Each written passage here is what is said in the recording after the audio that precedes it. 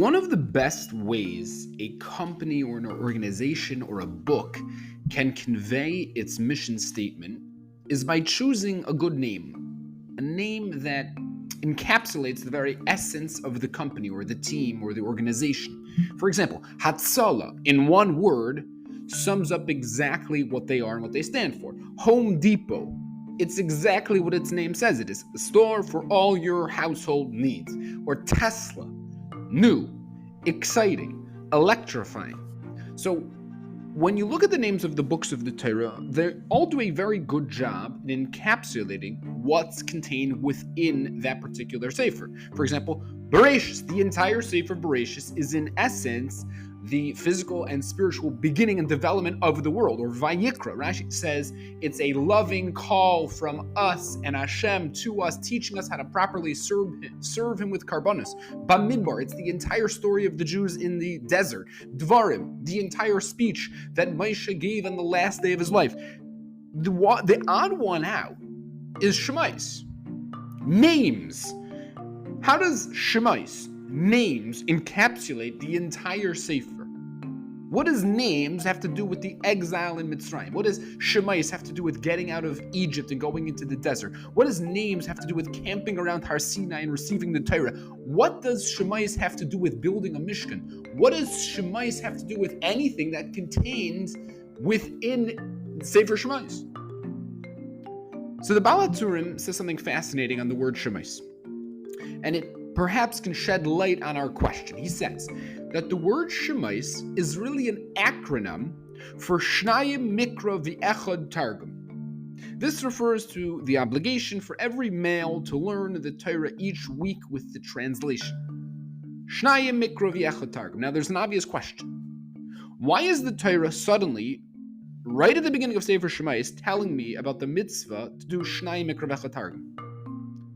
Shouldn't it have reminded me long ago or alluded to long ago somewhere, I don't know, in Sefer Bereshis, like at the beginning of the Torah? Shouldn't the Torah allude to the mitzvah somewhere closer to the beginning of the year when we begin our cycle of Torah reading? Why suddenly now, at the beginning of Shemos, it's alluding to Shnayim Mikra V'Echad Targum? So perhaps there's a rhythm and a reason for choosing to place the reference of Shnai Mikra right at the beginning of Shemos. Perhaps it's to tell us a powerful message. Perhaps the Torah is telling us, do you want to know the key to surviving exile? Do you want to know the secret to making it out of persecution alive? Do you want to know how to thrive in a desert? It's Shnayim Mikra V'Echad Targum. The Torah specifically waits until Sefer Shemos to tell me about the mitzvah of learning the weekly Torah. Reading for Shemos begins the Gullus.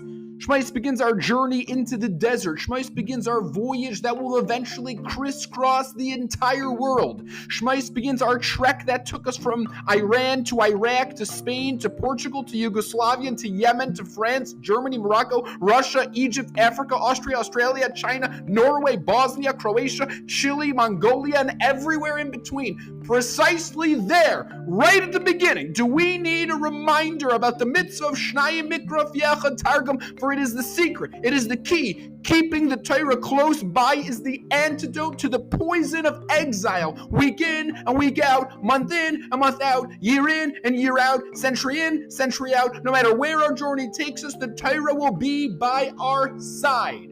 It is the secret, it is the key, the relentless, continuous Shnayim Mikra V'Echad Targum. For many, many years, every Friday, on the bottom right corner of the cover of the New York Times was a box which stated, women should light the Shabbat candles at such and such a time. And for decades this was there, year in and year out. And one day it just stopped. The sponsor had died, and the New York Times moved on without its familiar Friday candle lighting times. And years later, on January 1st, 2000, the New York Times put out the much anticipated special Millennium Edition. And the front page of the paper was split into 3 thirds. The first third was a reprint of the front page from January 1st, 1900. The next third was the front page of the present day, January 1st, 2000. The last third was a futuristic front cover depicting January 1st, 2100. And it predicted that predicted page was strange. The headline introduced some humorous article debating whether or not robots should be allowed to vote. But what it had on the bottom right corner is what took people by surprise.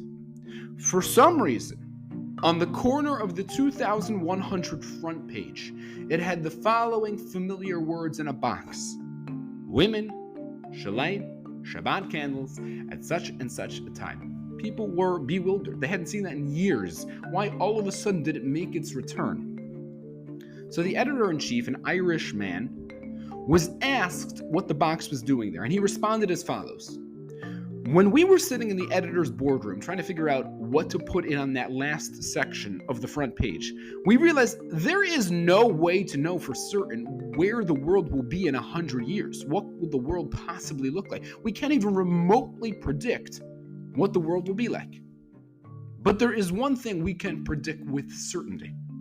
There is one thing we know for sure, and that is Jewish women will be lighting Shabbat candles on Friday night. I don't know how, but they did it the last 3,000 years. They're going to do it the next 3,000 years.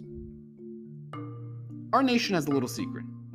We have something called the Torah, which has guided us and prodded us and loved us and saved us and nurtured us. It has led us through the darkest times in world history. It held our hands and took us out of cattle cars and ghettos. It bent down, picked us up, dusted us off, and carried us on its wings throughout the world. It has been our pipeline to heaven, our connection to infinity, and we likewise revere it and study it. We learn it, we love it, we sing it, we cry for it, we pick it up, and we dance with it.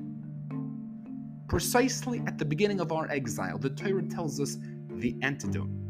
The very first words of Sefer Shemos lets us in on the secret. It not only encapsulates the entire Sefer Shemos, it encapsulates our entire trek through time. Shemos belts out: love the Torah, and the Torah will love you. Learn it week after week after week after week. Be there for it, and it will be there for you. It's our mantra. It's our anthem. It's what keeps us, a little tiny nation, thriving in our long, dark exile.